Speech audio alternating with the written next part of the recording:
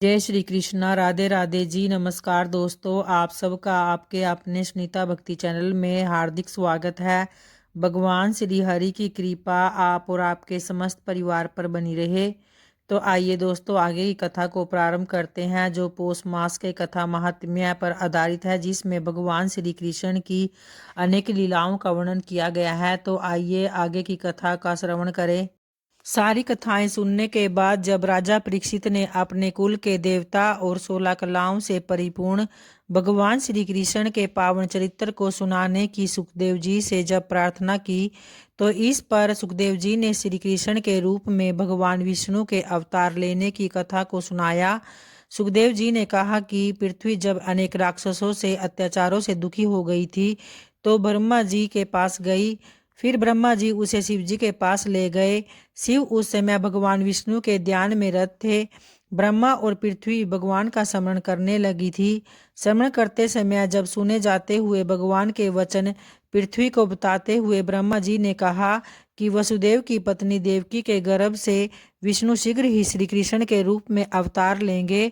तो श्री हरि के अंश शेष जी भी श्री कृष्ण के बड़े भाई के रूप में जन्म लेंगे। पांडु नंदन यदुवंशी में सूरसेन नाम के तेजस्वी राजा ने अपनी पत्नी मरीचा से 10 पुत्र और 5 कन्याएं उत्पन्न की। इनमें सबसे बड़े पुत्र का नाम वसुदेव था। वसुदेव का विवाह राजा देवक की पुत्री देवकी से हुआ था। देवकी के गर्भ से 8वें पुत्र के रूप में भगवान श्री कृष्ण ने जब जन्म लिया। कृष्ण माता देवकी कंस की चचेरी बहन थी। जब देवकी का विवाह हो रहा था, तब एक भविष्यवाणी हुई, जिसमें कहा गया था कि देवकी के गर्भ से उत्पन्न 8वीं संतान कंस का काल बनेगी। तो इस कारण देवकी की सभी संतानों को मारने के लिए कंस ने देवकी और वसुदेव को विवाह के बाद जेल में डाल दिया। वहीं जेल में देवकी की 8वीं संतान के रूप में भगवान श्री कृष्ण ने जन्म लिया। कंस के वंश का परिचय देते हुए सुखदेव जी ने बताया कि वृषणी वंशी आहुक राजा के बेटे उग्रसेन थे। उनकी पत्नी बहुत सुंदर थी, उसका नाम पवन रेखा था। जब एक दिन वह उपवन में विहार कर रही थी, तो सखियों में से अलग हो गई। वहां पर एक दैत्य घूमता हुआ आया और इस दैत्य का नाम दुर्मलीन था। तो दैत्य ने रानी को देखकर उस से भोग विलास करना चाहा, क्योंकि वह उसके रूप पर मुग्ध हो चुका था। बलपूर्वक भोग से आनंद न मिलने पाने के कारण उसने माया से उग्रसेन का रूप बनाकर काम भावना बुझाने की जब प्रार्थना की, तो रानी ने पहले तो उसको दिन में रोका, लेकिन कई बार कहने से उसकी इच्छा जब पूरी नहीं की, तो सहवास के उपरांत राक्षस अपने वास्तविक रूप में आ गया, जिसे देखकर वह रानी बहुत घबराई और उसने उसको भला बुरा कहा। तब राक्षस ने कहा कि तेरे समान रूपवती स्त्री को अपुत्रवती जानकर मैंने तुझसे सहवास किया है। मैं अपने से उत्पन्न इस पुत्र को अपने सारे पुण्य समर्पित करता हूँ। तुम इसे ईश्वर का विधान समझो और अपने गर्भ की रक्षा करके पुत्रवती बनो। तो पवन रेखा ने भी इसे ईश्वर का विधान मानकर धैर्य धारण कर लिया। जब वह पवन रेखा कुंजों से बाहर आई, तो उसने अपनी सखियों को चिंतित रूप में देखा। सखियों ने जब रानी से श्रृंगार के उतरने, मुख के पीला पड़ने तथा दुखी मन होने का कारण पूछा, तो उसने उत्तर दिया कि यहाँ एक यवन आया था, जिसे देखकर मैं मूर्छित हो गई थी। तो सखियों ने ईश्वर का धन्यवाद दिया और रानी को रथ पर बिठाकर नगर में लौट आई।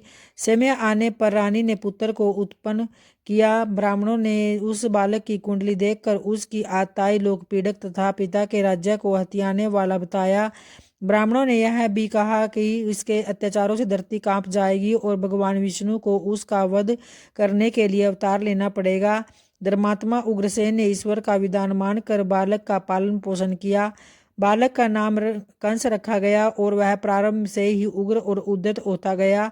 वह पिता के समझाने से भी नहीं मानता था। 8 वर्ष की अवस्था में ही उसने मगध नरेश राजा जरासंध पर चढ़ाई कर दी और उसे द्वंद्व युद्ध में छाड़ दिया। जरासंध ने पराजित होने के बाद अपनी दोनों कन्याएं उस बलवान कंस को सौंप दी। कुछ समय के बाद जब एक दिन राजा उग्रसेन राम की भक्ति में लीन थे, तो कंस ने उन्हें राम की भक्ति छोड़कर शिव की भक्ति करने के लिए कहा। उग्रसेन ने कहा कि मैं राम और शिव में कोई अंतर नहीं मानता। इस पर कंस ने अपने पिता उग्रसेन को लात मारकर सिंहासन से नीचे गिरा दिया और स्वयं सिंहासन पर बैठ गया। सिंहासन पर बैठने के बाद उसने अपने राज्य में हवन जप तप आदि का निषेध करा दिया और यह भी घोषणा करा दी कि जो व्यक्ति इस आदेश का पालन नहीं करेगा उसे वैसा ही दंड दिया जाएगा। जब कंस ने पृथ्वी के अनेक राजाओं को जीत लिया तो उसके मन में यह भी आया कि इंद्र पर विजय प्राप्त कर ली जाए। उसे इंद्र नहीं मिला और मंत्रियों के द्वारा इंद्र पर अधिकार करने के लिए अश्वमेध यज्ञ की योजना भी उसे अच्छी नहीं लगी। उसके लगातार बढ़ते हुए कर्मों के कारण उसके वध के लिए श्री कृष्ण का अवतार शुरू हुआ था। सूरसेन राजा ने मथुरा नगर को बसाया और अपने जीवन काल में सभी यदुवंशियों का एक स्थान पर एकत्रित कर लिया गया। जब सूरसेन का बेटा वसुदेव देवकी को विवाह करके ला रहा था तो उसका सम्मान करने के लिए कंस स्वयं रथ का संचालन करने लगा। लेकिन इसी समय एक भविष्यवाणी हुई जिसमें कहा गया कि देवकी का 8वां बेटा तुम्हारा काल होगा। और इस आकाशवाणी को सुनते ही कंस तलवार से देवकी की हत्या करने के लिए तैयार हुआ। तो वसुदेव ने उसे बहुत रोका और समझाया कि स्त्री का वध पाप सिर पर न लेकिन कंस ने नहीं माना। तो वसुदेव ने उससे कहा कि वह प्रत्येक संतान को जन्म लेते ही कंस को समर्पित कर देगा। तो इस शर्त को सुनकर कंस ने देवकी को छोड़ दिया और बाद में वसुदेव से इस प्रतिज्ञा का पालन किया कि और सबसे पहला पुत्र कीर्तिमान ले जाकर कंस को सौंप दिया। लेकिन कंस ने यह कहकर उस पुत्र को लौटा दिया कि यह तो तुम्हारा पहला पुत्र है, उसे तो केवल 8वें पुत्र की आवश्यकता है। इस तरह वह वसुदेव को सारी संतान लौटाता रहा। एक समय जब नारद जी कंस के पास आए तो उन्होंने कहा कि तुम यदुवंशियों पर बहुत अंकुश रखो।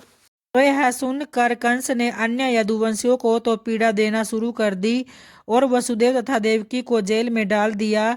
7वीं संतान के रूप में जब भगवान की योग माया से देवकी के पेट में गर्भ रोहिणी के गर्भ में स्थापित हुआ जिससे बलराम की उत्पत्ति हुई।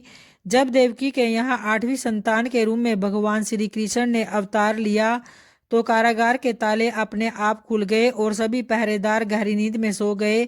तब वसुदेव जी नवजात बालक को लेकर उसे किसी प्रकार यमुना पार करा के गोकुल में नंद जी के घर ले गए। वहां नींद में सोई हुई यशोदा की गोदी में बालक को लिटा दिया और उसके घर में लेटी लेटी छोटी बालिका को उठा लिया और वापस आकर उस बालिका को देवकी की गोद में डाल दिया। तो भगवान की माया के कारण प्रसव पीड़ा से अचेत यशोदा को इस परिवर्तन के रहस्य का कोई पता नहीं चला। इधर दूसरी ओर बच्ची के रोने की आवाज सुनकर जेल के पहरेदारों ने दरवाजे बंद करके महाराजा कंस को देवकी के यहाँ लड़की के जन्म की सूचना दी। तो इस सूचना के सुनते ही कंस अपने कारागार में आया और उसने देवकी की गोदी से बच्ची को छीन कर बाहर पत्थर पर पटक पटक कर मार डाला। लेकिन वह कन्या अष्टभुजी देवी का रूप धारण करके बोली कि तेरा वध करने वाला तो जन्म ले चुका है, गोकुल में पल रहा है। और फिर उसके बाद जब कंस ने यह सुना तो उसने वसुदेव और देवकी को बंदीगृह से मुक्त कर दिया। तो आज की कथा महात्म्य का अध्याय यहीं समाप्त होता है। तो प्रेम से बोलिए भगवान श्री हरि विष्णु की जय। और आगे की कथा अगली वीडियो में जानेंगे। धन्यवाद दोस्तों।